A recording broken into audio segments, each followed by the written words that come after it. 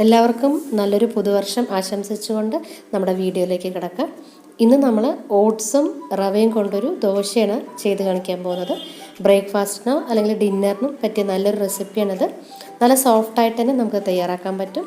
നമുക്ക് തേങ്ങ ചമ്മന്തിയുടെ കൂടെ അല്ലെങ്കിൽ തേങ്ങ ചട്നിയുടെ കൂടെയോ അതുപോലെ തന്നെ ഉള്ളി ചമ്മന്തിയുടെ കൂടെയൊക്കെ കഴിക്കാൻ പറ്റിയ നല്ലൊരു റെസിപ്പിയാണത്.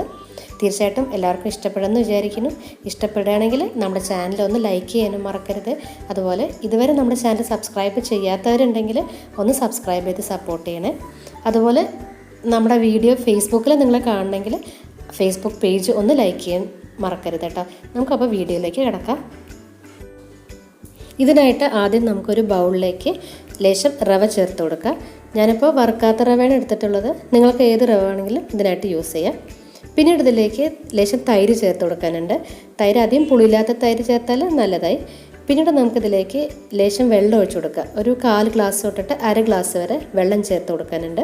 നമ്മൾ ദോശമാവിൻ്റെ കൺസിസ്റ്റൻസിയിലാണ് ഈ മാവ് തയ്യാറാക്കി എടുക്കേണ്ടത്. പക്ഷെ നമ്മളിപ്പോൾ ഒന്നിച്ച് വെള്ളം ഒഴിച്ച് കൊടുക്കരുത്.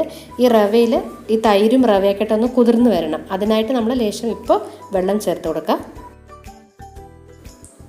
റവയും തൈരും നന്നായിട്ട് മിക്സ് ആയതിനു ശേഷം നമുക്കിത് ഒന്ന് മൂടി വെച്ചതിന് ശേഷം ഒരു 15 to 20 മിനിറ്റ് വരെ നമുക്കിത് റെസ്റ്റ് ചെയ്യാൻ വയ്ക്കാം.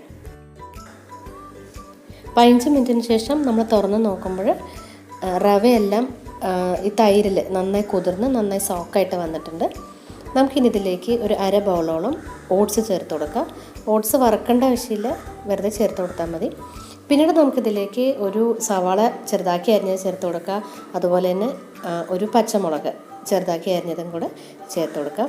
എന്നിട്ട് ലേശം വെള്ളം ഒഴിച്ചിട്ട് നന്നായിട്ടൊന്ന് മിക്സ് ചെയ്തിട്ട് എടുക്കാം.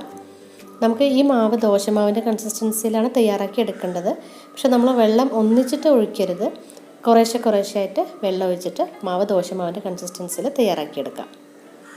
ഈ സമയത്ത് തന്നെ നമുക്ക് മാവിന് ആവശ്യമുള്ള ഉപ്പ് കൂടെ ചേർത്ത് കൊടുക്കാനുണ്ട്. അതും കൂടെ ചേർത്തിട്ട് മാവ് ഒരു ദോശമാവിൻ്റെ കൺസിസ്റ്റൻസിൽ ലൂസാക്കി എടുക്കാവുന്നതാണ്. നമുക്ക് ഇനി ഇതിലേക്ക് ലേശം കറിവേപ്പില അരിഞ്ഞത് കൂടെ ചേർത്ത് കൊടുക്കാം. നമ്മുടെ മാവ് ഇതുപോലൊരു കൺസിസ്റ്റൻസിയിൽ വേണം. നമ്മൾ സെറ്റ് ദോശ അല്ലെങ്കിൽ തട്ട് ദോശയല്ല തയ്യാറാക്കണം. അപ്പോൾ ഈ ഒരു കൺസിസ്റ്റൻസിയിൽ മാവ് തയ്യാറാക്കിയെടുക്കാം. നമുക്കിത് ഓരോന്നും ദോശക്കല്ല് വെച്ചിട്ട് ചുട്ടെടുക്കാം. ആദ്യം പരത്തണ്ട, ഇതുപോലെ പരത്തിയെടുത്താൽ മതി. ഒരു സൈഡ് റെഡി ആകുമ്പോൾ നമുക്കത് ഫ്ലിപ്പ് ചെയ്ത് കൊടുക്കാം. ഇതുപോലെ തന്നെ നമുക്ക് എല്ലാ ദോശയും തയ്യാറാക്കിയെടുക്കാം. അങ്ങനെ നമ്മുടെ സെറ്റ് ദോശ റെഡി ആയിട്ടുണ്ട്. തീർച്ചയായിട്ടും ഈ വീഡിയോ എല്ലാവർക്കും ഇഷ്ടപ്പെട്ടു എന്ന് വിചാരിക്കുന്നു. ഇഷ്ടപ്പെടുകയാണെങ്കിൽ ട്രൈ ചെയ്യുമ്പോൾ ഫീഡ്ബാക്ക് അറിയിക്കാനും മറക്കരുത്. നമുക്ക് പുതിയ നല്ല വീഡിയോസായിട്ട് ഉടനെ കാണാവുന്നതാണ്. Thanks for watching. ബൈ.